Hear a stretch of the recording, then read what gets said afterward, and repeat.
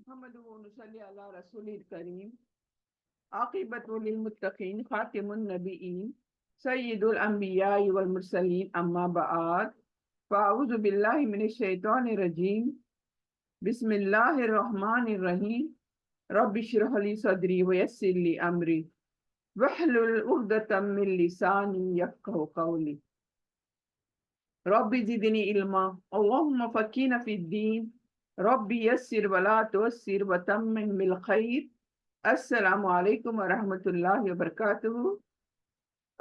کیسی ہیں میری تمام بہنیں؟ امید کرتی ہوں سبھی خیر و عافیت کے ساتھ ہوں گی۔ الحمدللہ اللہ کا لاکھ لاکھ شکر ادا کرتے ہیں کہ اللہ سبحانہ تعالیٰ نے ہم سب کو اس کلام کے ذریعے سے اس کلاس میں ہم سب کو جوڑا ہے۔ اللہ کا ہی شکر ہے۔ اللہ سے دعا کرتے چلیں اللہ سبحانہ تعالیٰ ہم سب کو یوں ہی اس کلاس میں بنائے رکھے، جوڑے رکھے، ہمارے وقتوں میں برکت ڈالے، ہماری حفاظت فرمائے، تمام وباؤں سے، بلاؤں سے، مصیبت سے ہم سب کی حفاظت فرمائے، آمین یا رب العالمین۔ تو آئیے آج جو ہمارا سبق شروع ہے، جو ہمارا سورہ شروع ہے، سورہ الانفال، مال غنیمت، وار بوٹی اس کا مطلب ہے، اس کو ہم کر رہے ہیں اور تقریباً 5 رکوع ہمارے مکمل ہو چکے ہیں، اور آج انشاءاللہ ہم 6 رکوع کریں گے۔ اللہ سے دعا کروں گی کہ اللہ سبحانہ تعالیٰ مجھے یہ رکوع مکمل کرنے کی توفیق دے، آمین یا رب العالمین۔ چلیے سب سے پہلے میں اس کی تلاوت کرتی ہوں 1-2 آیتوں کی، اور پھر شروعات کرتے ہیں۔ اعوذ باللہ من الشیطان الرجیم، بسم اللہ الرحمن الرحیم۔ یا ایہا الذین آمنوا اذا لقیتم فئۃ فاثبتوا واذکروا اللہ کثیرا لعلکم تفلحون۔ وآتوا اللہ ورسولہ ولا تنازعوا فتفشلوا وتذهب ريحكم واصبروا ان اللہ مع الصابرین۔ صدق اللہ العظیم۔ تو یہ میں نے تلاوت کری 45-46 آیت کی، سورہ الانعام کی۔ تو سب سے پہلے ہم تھوڑا سا ریکیپ کرتے چلیں گے کہ سورہ جو 5th رکوع تھا ہم نے جو لاسٹ ویک کیا تھا، اس میں ہم نے کیا کچھ سنا تھا، تھوڑا سا ریکیپ کریں گے۔ جیسے کہ ہم جانتے ہیں مال غنیمت یعنی الانفال یعنی مال غنیمت کے بارے میں ہم سیکھ رہے ہیں۔ تو 5th رکوع میں جا کر یہ مال غنیمت جو ملا تھا مسلمانوں کو، تو اس کا ڈویژن کس طرح سے ہوگا، کس طرح سے تمام جو بھی مجاہد تھے، جو بھی مسلمان تھے، ان کو کس طرح سے بانٹا جائے گا۔ تو اللہ سبحانہ تعالیٰ نے 5th رکوع میں یہ بات بتائی جا کر کہ یعنی غزوہ بدر کی جب لڑائی ہوئی اور تمام چیزیں ہونے کے بعد جو وار بوٹی مسلمانوں کو ملی، جو انفال جو مال غنیمت مسلمانوں کو ملا، تو وہاں پر اللہ تعالیٰ نے دیکھیں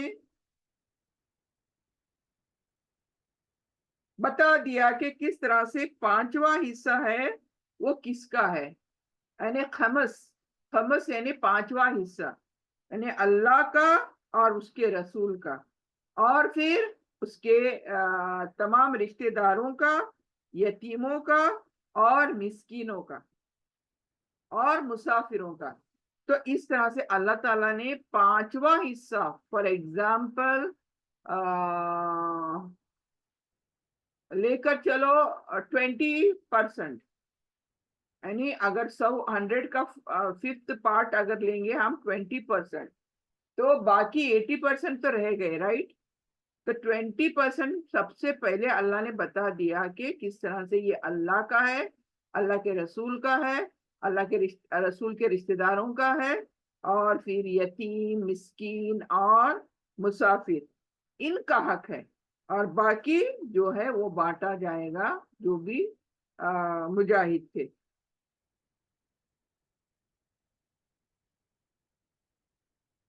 اور یہ یہاں پر لاسٹ ویک ہم نے دیکھا تھا کہ اللہ سبحانہ تعالیٰ نے کس طرح سے دونوں فریق کو، یعنی مسلمانوں کو بھی اور کافروں کو بھی، دونوں گروپس کو بتا دیا کہ ان کی لڑائی جن سے ہونی ہے وہ اللہ تعالیٰ نے تعداد کم دکھائی، یعنی کم کر کے دکھائی، سو دیٹ کہ دونوں بھی گروپ پیچھے نہیں ہٹے۔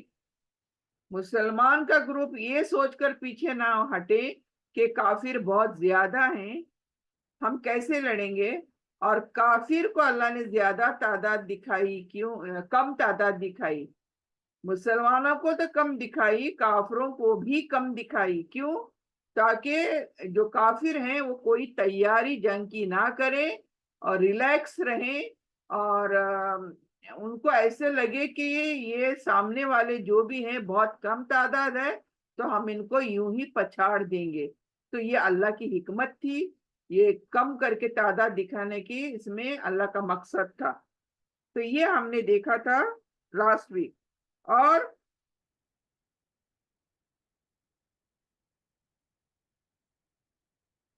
ہم نے یہ بھی دیکھا کہ کس طرح سے اللہ پر توکل، مال غنیمت کی تقسیم، اور غزوہ بدر میں اللہ کی حکمت اور غیبی مدد اللہ سبحانہ تعالیٰ کی، یہ تمام بتاتے ہیں کہ کامیابی صرف اللہ کی مدد اور اطاعت سے حاصل ہوئی ہے۔ یعنی جو سکسیس، کامیابی ملی تھی جنگ بدر کے اندر، اس کا جو مین کرائٹیریا جس کو بولتے ہیں وہ کیا تھا؟ اللہ پر توکل، کامل توکل اور اللہ کی مدد، تبھی جا کر ہمیں کامیابی ملتی ہے۔ تو یہ 44 آیت تک ہم نے لاسٹ ویک دیکھا تھا۔ تو انشاءاللہ اس ویک ہم شروع کریں گے 45 آیت پر، یعنی کیا اللہ سبحانہ تعالیٰ فرما رہا ہے۔ یا ایھا الذین آمنوا اذا لقیتم فئۃ فاثبتوا واذکروا اللہ کثیرا لعلکم تفلحون۔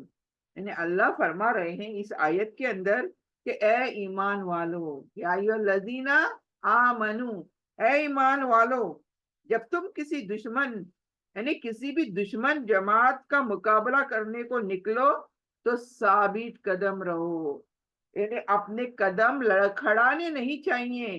سامنے کی تعداد جیسی بھی ہے، ان کے پاس جو بھی پاور ہے، ہم اگر اللہ کی راہ میں لڑنے کی نیت سے اگر نکلے ہیں تو ہمیں ثابت قدم رہنا چاہیے، پیروں کو لڑکھڑانا نہیں چاہیے۔ اور اللہ کہتا ہے اس جماعت کا جو مقابلہ ہمیں کرنا چاہیے ثابت قدمی کے ساتھ، اور اللہ کو کثرت سے یاد کرنا چاہیے، تو پھر جب جا کے ہمیں کیا ہے؟ کامیابی ملتی ہے۔ اللہ کہتا ہے کثرت سے یاد کرو تاکہ تمہیں کامیابی ملے۔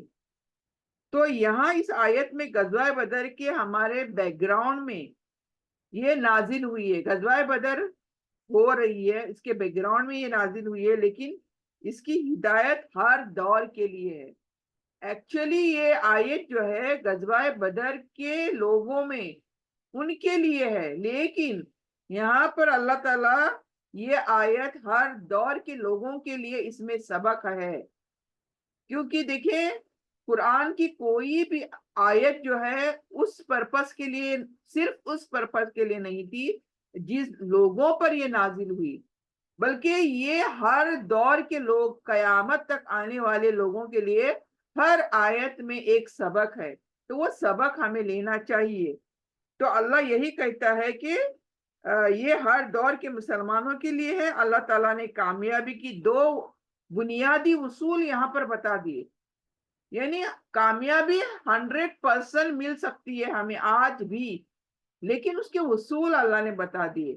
وہ اصول، ان اصولوں پر ہمیں چلنا ہے۔ وہ کیا ہیں؟ سب سے پہلے فَاثْبِتُوا، اللہ نے کیا کہا؟ فِئَةً لَقِیتُمْ فِئَةً فَاثْبُتُوا، ایک نمبر 1، یعنی کیا؟ فَاثْبِتُوا یعنی ثابت قدمی، اسٹیٹ فاسٹنس، یعنی میدان جنگ ہو یا زندگی کے کوئی بھی جنگ ہو، ہماری ناؤ پریزنٹ ٹائم، وہ تو جنگ تھی، لیکن میں آج کی جنگ بولتی ہوں، ہماری زندگی کی جنگ، ہماری جو دنیا ہم جی رہے ہیں، ہر پل ہر گھڑی ہم بھی جنگ کرتے ہیں، ہم بھی آزمائشوں سے گزرتے ہیں۔ تو اللہ کیا کہتا ہے کہ گھبراہٹ اور بے صبری سے ہم نہ بچنا چاہیے، ہم لوگوں کو کیا ہے، گھبرانا نہیں چاہیے اور بے صبری بالکل بھی نہیں۔ تو ہمیں دو چیزوں کو سہارا، گھبراہٹ اور صبری سے ہمیں بچنا ہے بس۔ اور ایمان والا جو ہے مشکلات کے سامنے ڈٹ جاتا ہے اور اللہ کی مدد پر وہ یقین رکھتا ہے۔ یعنی اگر ہمارا کامل یقین اللہ پر ہوگا تو ہمیں اتنا تو ضرور معلوم رہے گا کہ اللہ کی مدد مجھے ہی ملے گی۔ جو غلط راہ پر ہے اس کو کبھی بھی اللہ کی مدد نہیں ملے گی، مجھے ہی ملے گی، اتنا کامل یقین میرے پاس ہونا چاہیے۔ اور ثابت قدمی صرف جنگ میں نہیں بلکہ ہمیں دین پر قائم رہنے کے لیے ثابت قدمی کی ضرورت ہے۔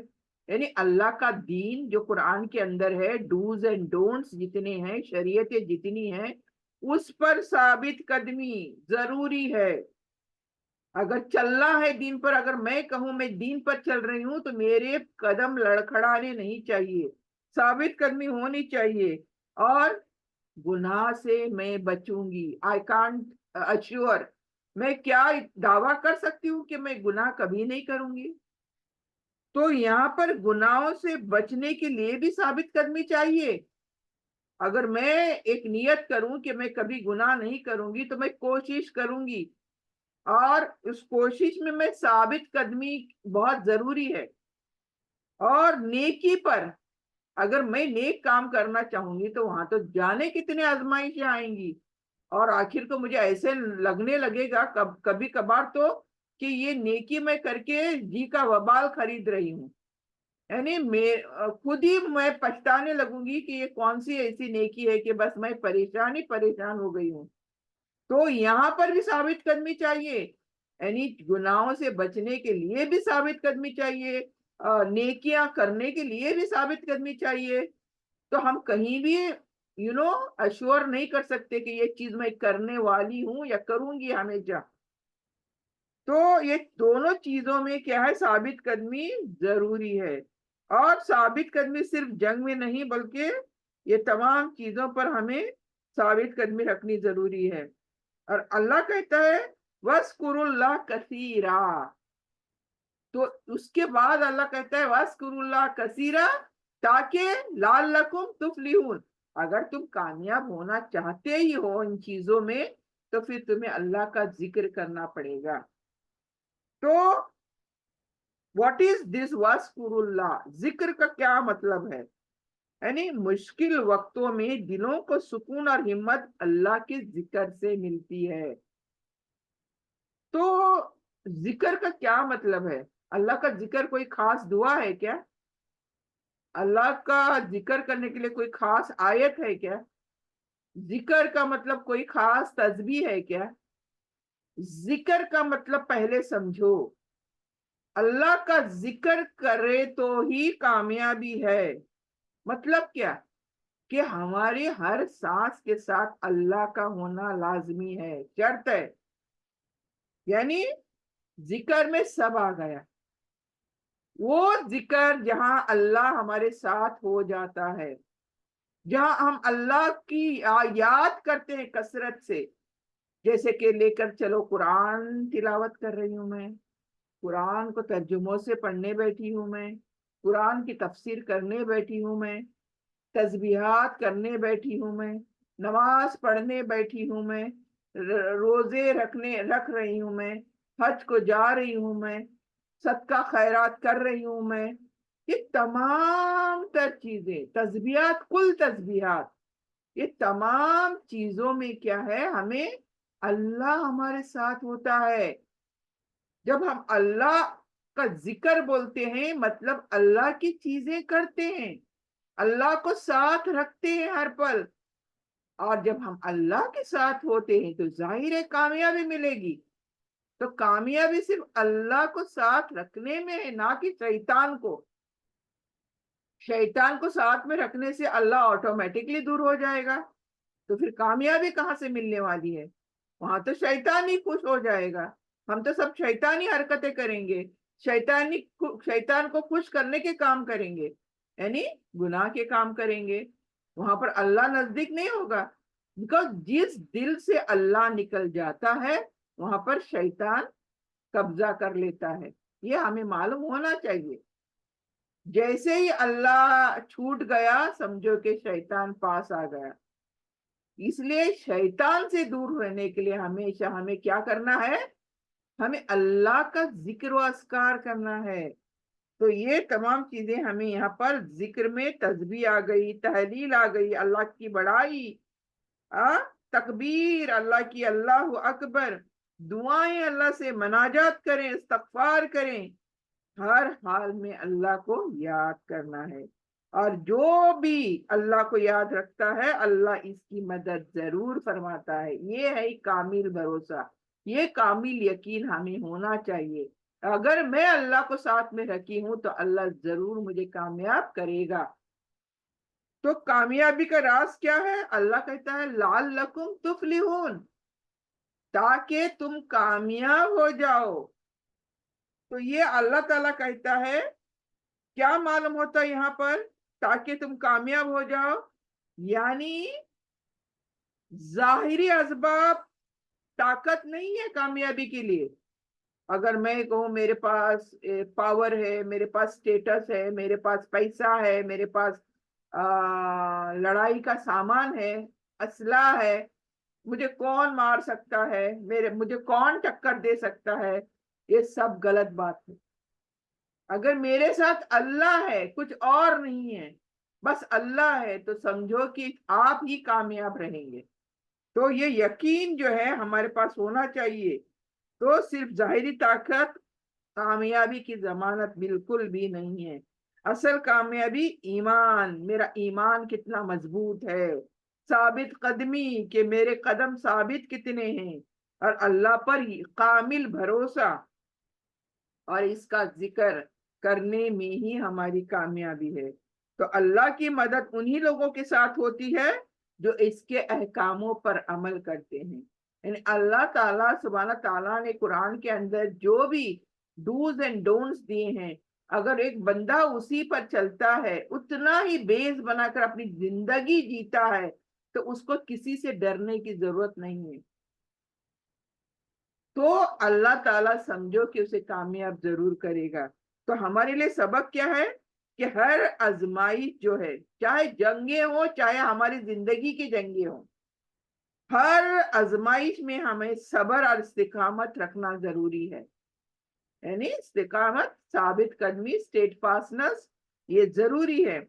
پھر خوف، پریشانی، مشکلات کے وقت اللہ کا ذکر بڑھا دینا چاہیے. ہمارا کیا ہے؟ ہم جیسے ہی پریشان ہوتے ہیں، جیسے ہی کسی آزمائش میں پھنس جاتے ہیں، سب سے پہلے اپنی نمازیں چھوٹ جاتی ہیں، سب سے پہلے اللہ کا ذکر کرنا ہم بھول جاتے ہیں. کیوں؟ ٹینشن، وہ جو ہوا ہے اسی کا ٹینشن. لیکن یہ بھول جاتے ہیں کہ یہ ہوا کس وجہ سے ہے، کرایا کس نے ہے یہ ٹینشن، یہ آزمائش کر کون رہا ہے میری. اسی کو بھولنے سے پھر کامیابی کیسے ملنے والی ہے؟ جیسے ہی کوئی آزمائش ہم پر آتی ہے ہمیں ذکر کو بڑھا دینا چاہیے، اللہ کی طرف بھاگنا چاہیے، دوڑنا چاہیے. کیوں؟ کامیاب تو وہی کرنے والا ہے، پوری طاقت اسی کے پاس ہے.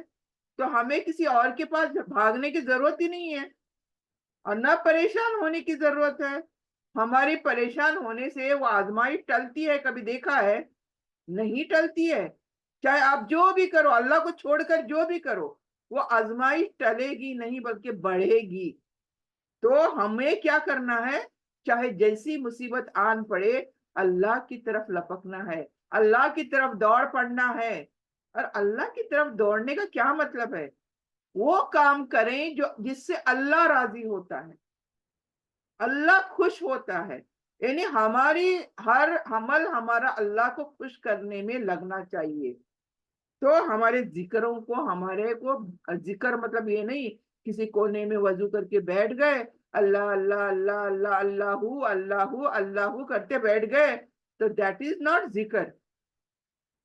ہمیں تمام اسباب کا سہارا لیتے ہوئے اور اللہ جو کہتا ہے اس کے مطابق ہمیں عمل کرنا ہے, اللہ سے دعائیں اور استغفار کرنا ہے, اور اللہ سے دعائیں کرنی ہے کہ یہ راستہ, یہ آزمائش جو آئی ہوئی ہے اس کو آسان بنا دے. اور آسان جب آپ کہتے ہو آسان بنا دو, تو ظاہر ہے اللہ سبحانہ تعالیٰ خود شرماتا ہے کہ اپنے بندے کی دعا قبول وہ نہ کرے. تو اللہ سے دعائیں مناجات کرنا ہماری ضرورت ہے, بہت زیادہ ضرورت ہے. اور ہر کامیابی کوئی طاقت نہیں ہے بلکہ اللہ کی توفیق سمجھے. یعنی کوئی بھی کامیابی ہوتی ہے دیٹ از ناٹ کامیابی, وہ اللہ کی توفیق ہے, اللہ ہمیں عطا کرتا ہے, اس وجہ سے وہ کامیابی ہے. تو یہ ہمیں سمجھنا ہے. یعنی مختصر اس آیت کا پیغام ہمارے لیے کیا ہے؟ فرسٹ آف آل ثابت قدمی, یعنی قدم لڑکھڑانا کہیں بھی نہیں ہے, کسی حال میں بھی نہیں ہے, کسی پریشانی میں بھی نہیں ہے. Because whatever will happen is happen by the permission of Allah سبحانہ تعالیٰ. اللہ کی وجہ سے اللہ ہی وہ چیزیں کرے گا, تو اس کو ہٹانے کی طاقت بھی جس نے کیا ہے اسی کے پاس ہوگی. تو ثابت قدمی ضروری ہے اور اللہ کا کثرت سے ذکر کرنا ضروری ہے. میں نے ذکر یہی کہا نا کہ بس کوئی تسبیح لے کر بیٹھ جانا نہیں ہے, ہر وہ کام کرنا جو اللہ کو مقصود ہے, جو اللہ کو راضی کرنے والا ہو, اور تبھی اللہ کی مدد اور حقیقی کامیابی ہمیں مل سکتی ہے. تو آگے چلتے ہیں 46 آیت. وَأَطِيعُوا اللَّهَ وَرَسُولَهُ وَلَا تَنَازَعُوا فَتَفْشَلُوا وَتَذْهَبَ رِيحُكُمْ وَاصْبِرُوا إِنَّ اللَّهَ مَعَ الصَّابِرِينَ. یہاں پر کیا کہا جا رہا ہے؟ اور اللہ اور اس کے رسول کی تم اطاعت کرو, آپس میں جھگڑا نہ کرو, ورنہ تم کمزور پڑ جاؤ گے اور تمہاری طاقت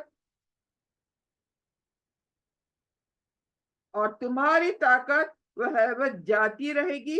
اور صبر کرو, بے شک اللہ صبر کرنے والوں کے ساتھ ہے. ان اللہ مع الصابرین.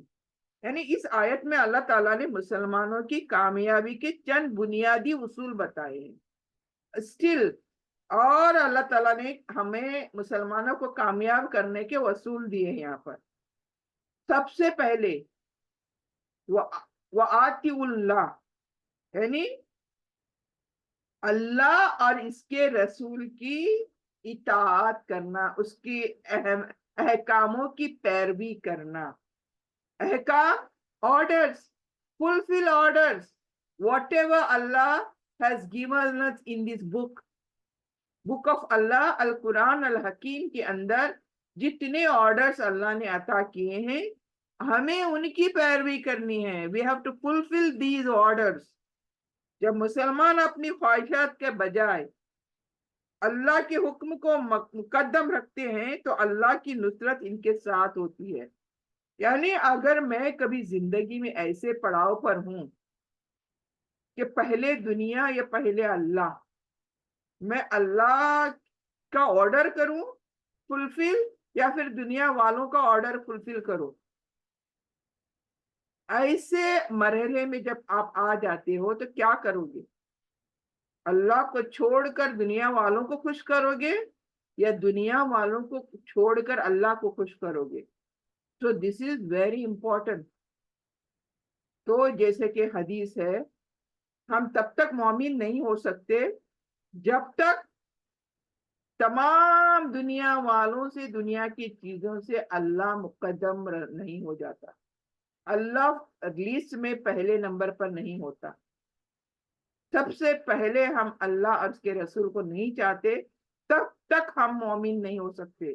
In every aspect and every دنیا کا جو بھی عمل ہے ہم کرتے ہیں, کوئی بھی عمل لے کر چلو، آپ سوچو کہ وہ عمل آپ کس کے حساب سے کر رہے ہو، دنیا والوں کے حساب سے، میری خواہش، میری مرضی، یا اللہ کی خواہش، اللہ کی مرضی.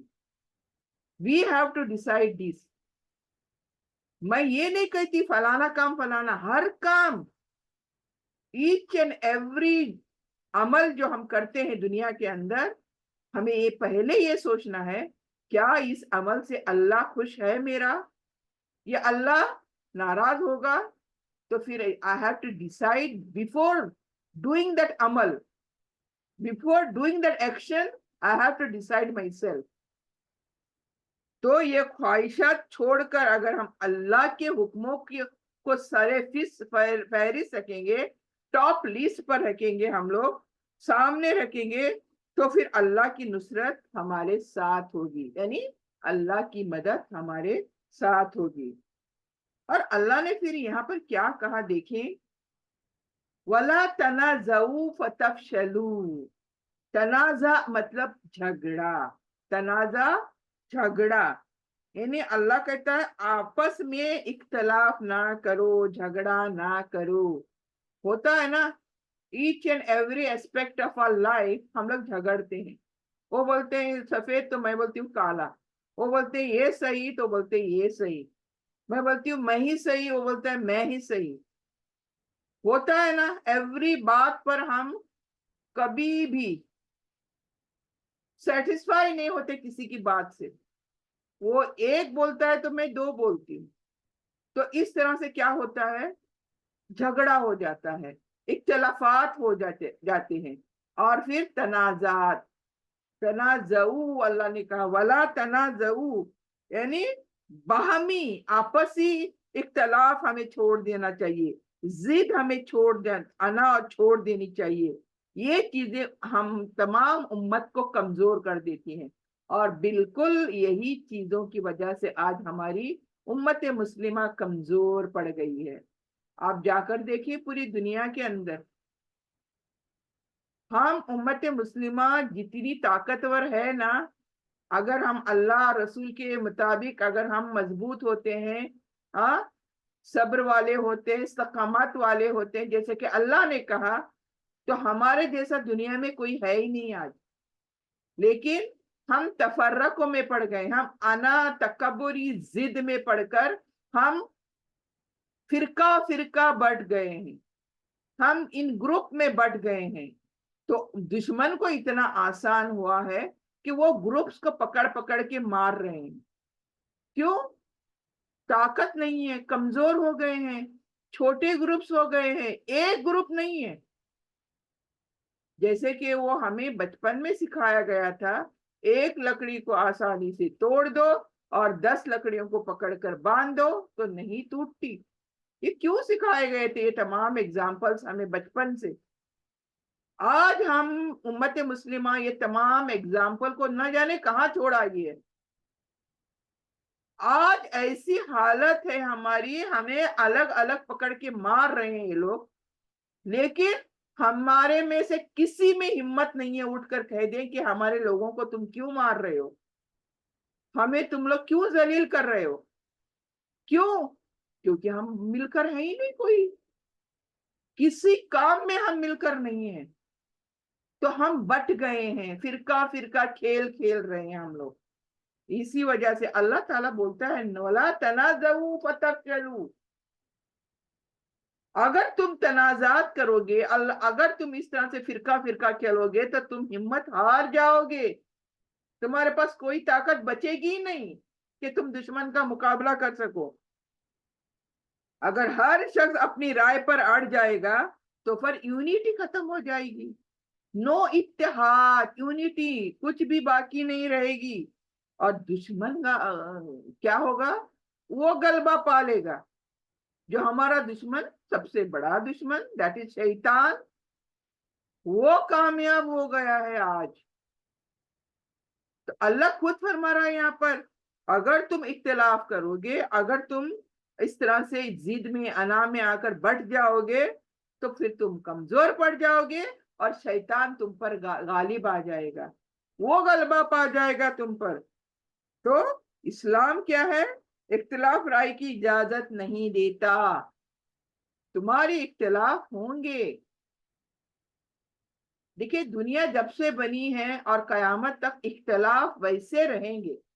میں ایسے نہیں کہہ سکتی کہ میں اگر صحیح ہوں تو ساری دنیا ویسے ہی ہو جائے.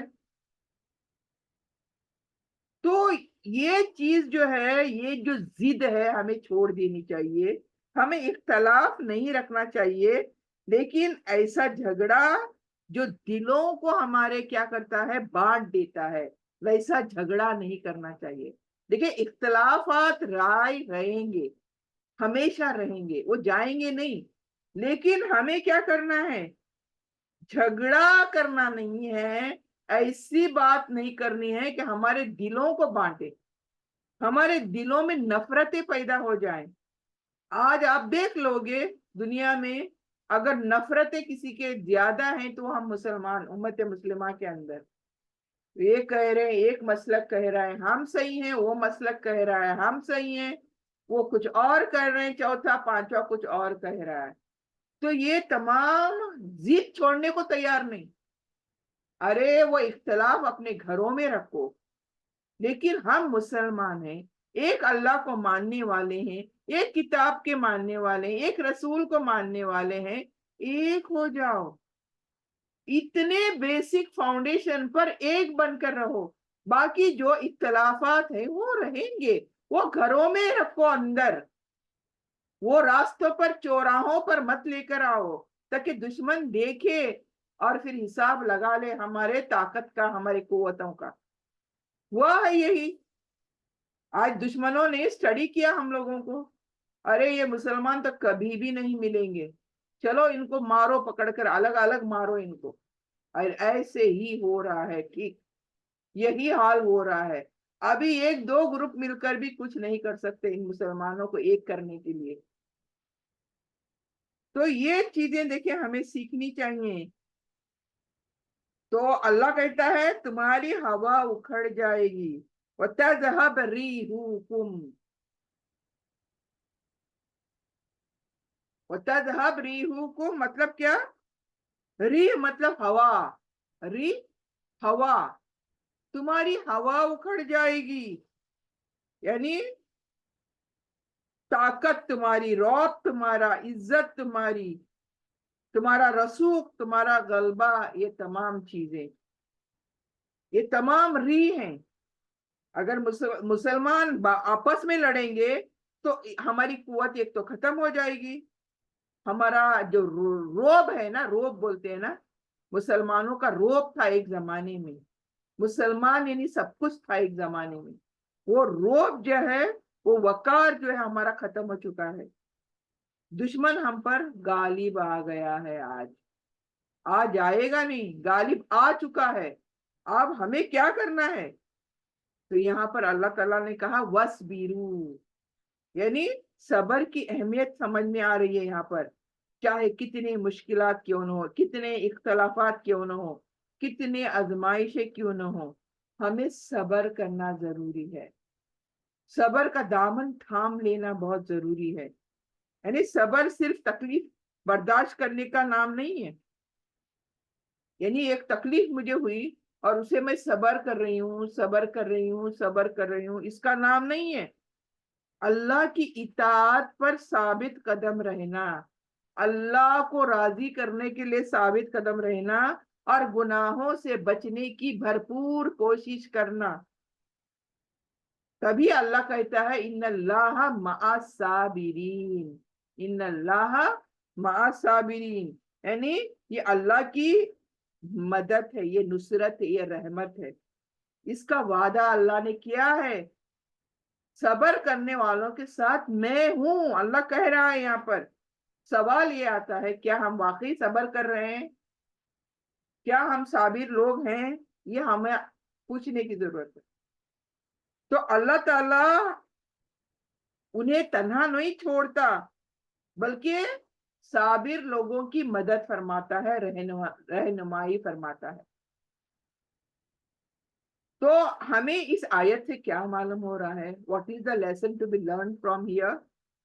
کہ اللہ اور رسول کی اطاعت ہی کامیابی ہے. یعنی چاہے دنیا کا جو ہو جائے، جو بن پڑے، لیکن ہمیں دیکھنا ہے اللہ کیا کہتا ہے، اللہ کے رسول کیا کہتے ہیں اس بارے میں. پرٹیکولر تھنگ، پرٹیکولر ٹاپک کو لے لو، پہلا سوال کرو اللہ کیا کہتا ہے اس بارے میں، اور نبی صلی اللہ علیہ وسلم نے کیا کیا اس بارے میں. یہ جاننا ہمارا فرض ہے آج. ایسے نہیں کہ وہ کر رہے ہیں تو میں بھی کر رہی ہوں، وہ اتنے سارے لوگ کر رہے ہیں تو کیا غلط کر رہے ہیں. کوئی بھی ایک پرٹیکولر رسم ہم کہتے ہیں، کوئی پرٹیکولر رسم اتنے لوگ کر رہے ہیں تو کیا غلط کر رہے ہیں، پوچھتے ہیں، ہمیں بھی آج پوچھتے ہیں. خالی تم چند لوگ یہ چیز نہیں کرتے ہو بھائی، سارے لوگ